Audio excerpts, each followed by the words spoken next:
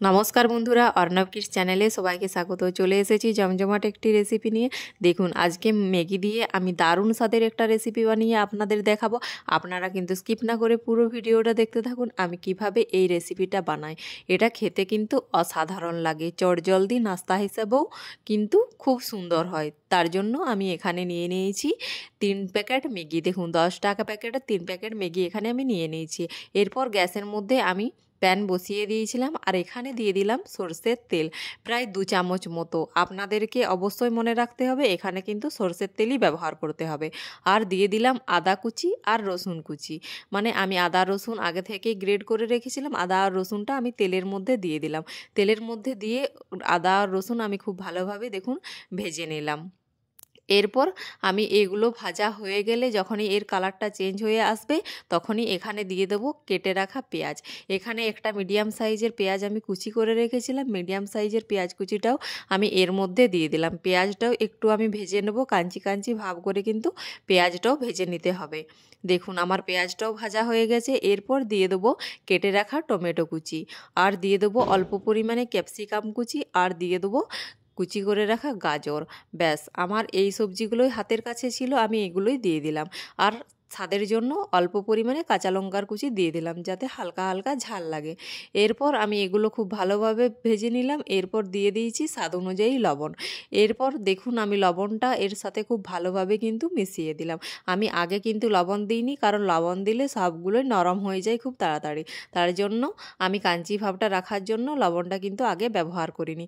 দেখুন, আমার কিন্তু সবজিগুলো সেদ্ধ হয়েই গেছে। কিছুক্ষণ ঢেকে আমি রেখে দিয়েছিলাম, প্রায় 1 থেকে 1.5 মিনিট মতো, বেশিক্ষণ কিন্তু আমি ঢেকে রাখিনি। এরপর আমি এখানে দিয়ে দিচ্ছি অল্প পরিমাণে হলুদের গুঁড়ো, আর দিয়ে দিচ্ছি অল্প পরিমাণে জিরের গুঁড়ো, আর দিয়ে দিচ্ছি অল্প পরিমাণে ধনের গুঁড়ো।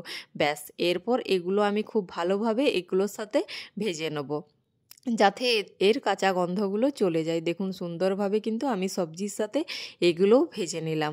আমার দেখুন এগুলো ভাজা কিন্তু প্রায় হয়েই গেছে। এরপর এখানে দিয়ে দিচ্ছি আমি পরিমাণ মতো জল, কারণ আমি এখানে 3 প্যাকেট ম্যাগি নিয়েছি, তার জন্য এখানে প্রায় কাপ অনুযায়ী আমি 3 কাপ মতো জল কিন্তু দিয়ে দিয়েছিলাম। আর জলটা ফুটে যাওয়ার পর কিন্তু আমি ম্যাগিগুলো এখানে অ্যাড করে দিলাম। আমি পুরো রান্নাটাই কিন্তু হাই ফ্লেমে করছি, কারণ এখানে কোনো লো ফ্লেম করার কোনো দরকারই নেই।